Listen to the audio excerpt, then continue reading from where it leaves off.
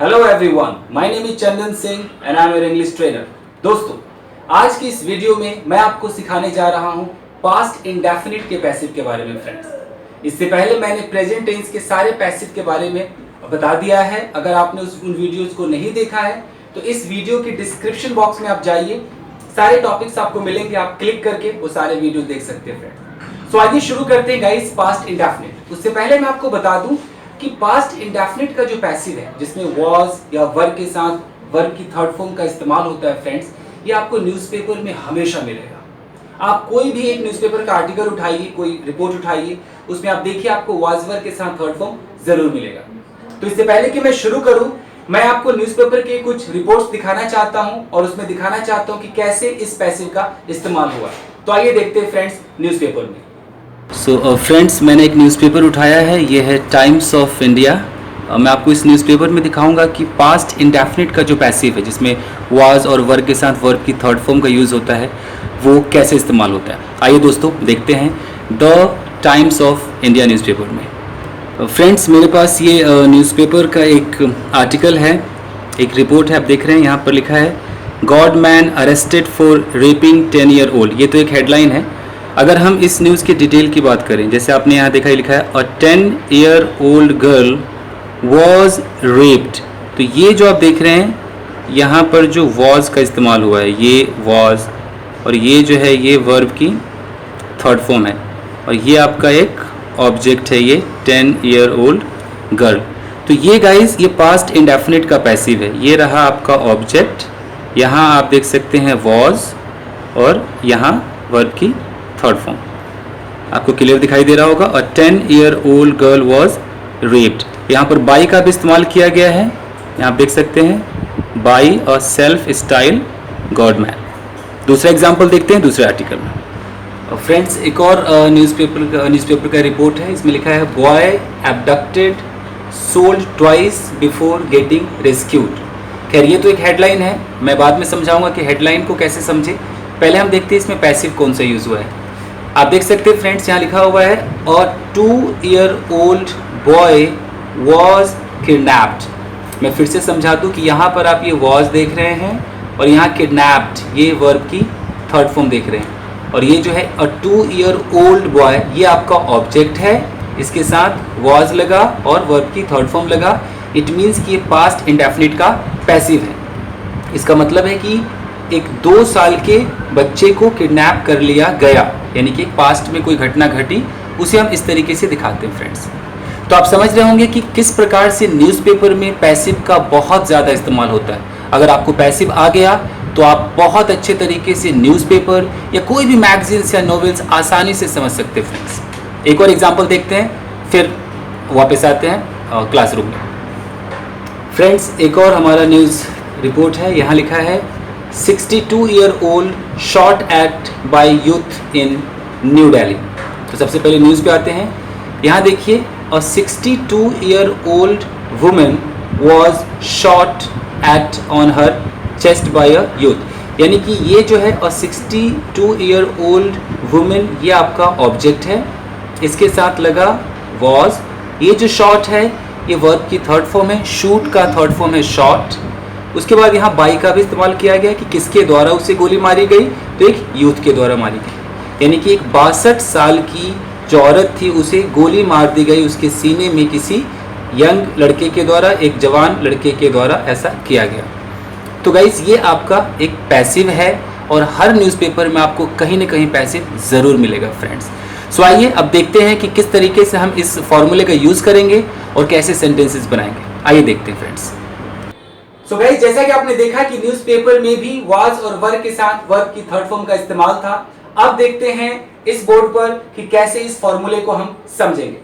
Guys, past indefinite का जो passive होता है, सबसे पहली चीज है कि इसमें 2 चीजों का होना बहुत जरूरी है। वो है एक तो बीता हुआ समय, यानी कि कोई घटना घटी वो कब घटी, किस समय में घटी। आई मीन कल की घटना है, परसों की घटना है, यानी कि जो भी हमारा जो टाइम है, कल, परसों, 4 साल पहले, पिछले हफ्ते, ये हमारा एक बीता हुआ समय है जिसे हम पास्ट टाइम कहते हैं फ्रेंड्स। उसके बाद है किया गया काम, यानी कि उस पास्ट टाइम में हुआ क्या। यानी कि अगर मैं बोलूं कि कल शाम को मुझे पीटा गया, तो घटना कब घटी? कल शाम।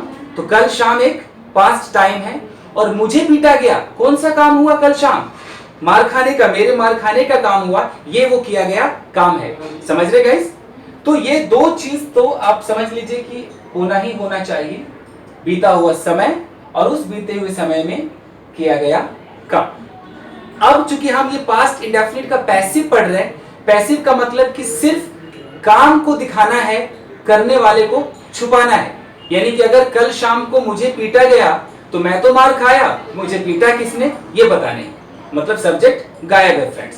सो आइए देखते हैं, एक सेंटेंस है, कल रात को एक लड़के को किडनैप किया गया। यानी कि जो टाइम है, जो बीता हुआ समय है वो है कल रात। ये हमारा एक पास्ट टाइम है। कौन सा काम हुआ? एक लड़के को किडनैप किया गया। तो ये हमारा पास्ट इंडेफिनिट का पैसिव है। तो इसे बनाने का जो रूल है फ्रेंड्स, सबसे पहले आपको ऑब्जेक्ट उठाना है, ऑब्जेक्ट से आपको शुरुआत करनी है। उसके बाद अगर ऑब्जेक्ट एक है, सिंगल है, तो आप उसके साथ वाज का इस्तेमाल करें। एक से ज्यादा है, प्लूरल है, तो उसके साथ आप वर्ब का इस्तेमाल कीजिए। और पैसिव में हमेशा फ्रेंड्स जो वर्ब है वो थर्ड फॉर्म में ही आपको मिलेगा, वर्ब की थर्ड फॉर्म का आपको इस्तेमाल करना है। उसके बाद अगर जरूरत है तो आप बाय लगाइए और सब्जेक्ट दिखा सकते हैं। तो आइए सॉल्व करते हैं फ्रेंड्स। कल रात को एक लड़के को किडनैप किया गया। ये जो टाइम है आप सेंटेंस के लास्ट में भी दिखा सकते हैं। सबसे पहले उठा के ऑब्जेक्ट, ऑब्जेक्ट हमारा एक लड़का, तो यानी कि उसे हम बोलेंगे अ बॉय। अ बॉय एक है, सिंगल है, उसके साथ वॉज लगाएंगे। अ बॉय वॉज, वर्ब की थर्ड फॉर्म है किडनैप करना, तो किडनैप करने का जो थर्ड फॉर्म है वो क्या हो जाएगा? Kidnapped. A boy was kidnapped, कब की घटना है? कल रात को, यानी कि last night. Last night. A boy was kidnapped last night, कल रात को एक लड़के को किडनैप किया गया। एक और सेंटेंस देखते हैं, पिछले महीने मुझे धमकाया गया। यानी कि जो बीता हुआ समय है फ्रेंड्स वो है पिछले महीने। कौन सा काम हुआ? मुझे धमकाया गया, यानी कि मुझे धमकी मिली। मुझे धमकाया किसने? वो सब्जेक्ट गायब है फ्रेंड्स। इट मींस कि ये जो सेंटेंस है वो पैसिव है। तो सबसे पहले मुझे, ऑब्जेक्ट है मुझे, तो ये मी नहीं है, आई है। आई से उठाइए आई, और आई के साथ क्या सूट करेगा? वॉज। आई वॉज, वर्ब है धमकाना, धमकाने को बोलते हैं थ्रेटन, और थर्ड फॉर्म हो जाएगा थ्रेटेंड। तो लिखते हैं थ्रेटेंड। आई वॉज थ्रेटेंड पिछले महीने, यानी कि last month. Last month. I was threatened last month, पिछले महीने मुझे धमकाया गया। एक और सेंटेंस देखते हैं फ्रेंड्स, आरोपी को कल गिरफ्तार किया गया। यानी कि घटना कब घटी? कल हुआ क्या? किसी आरोपी को गिरफ्तार किया गया। तो सबसे पहले आरोपी, यानी कि एक्यूज्ड। एक आरोपी है, वॉल साउंड है तो लगाइए एन।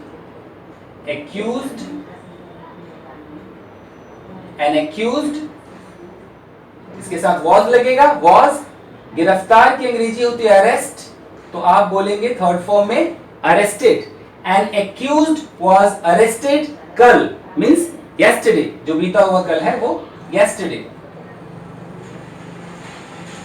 कई बार हम yesterday आगे भी लगा देते हैं फ्रेंड्स, ऐसा भी कह सकते हैं कि yesterday an accused was arrested, यानी कि एक आरोपी को कल गिरफ्तार किया गया। एक और सेंटेंस है, मुझसे शांत रहने को कहा गया। किसने कहा पता नहीं, मैं वो दिखाना नहीं चाहता हूं, बट मुझसे तो कहा गया कि भाई शांत रह। तो मुझसे कहा गया मीन्स आई से उठाइए आई, और आई के साथ आपको लगाना है was। आई वॉज, किसी चीज को करने के लिए जब कहा जाता है फ्रेंड्स तो उसमें आस्क का ज्यादा इस्तेमाल किया जाता है, मोस्टली आस्क, तो आप उसे आस्क्ड कह सकते हैं। आई वॉज आस्क्ड टू, शांत रहना यानी कि keep quiet. I was asked to keep quiet, मुझसे शांत रहने को कहा गया। सो गाइस मैं कुछ सेंटेंसेस बोलता हूं और उसे ट्रांसलेट करता हूं आपके सामने, देखिए।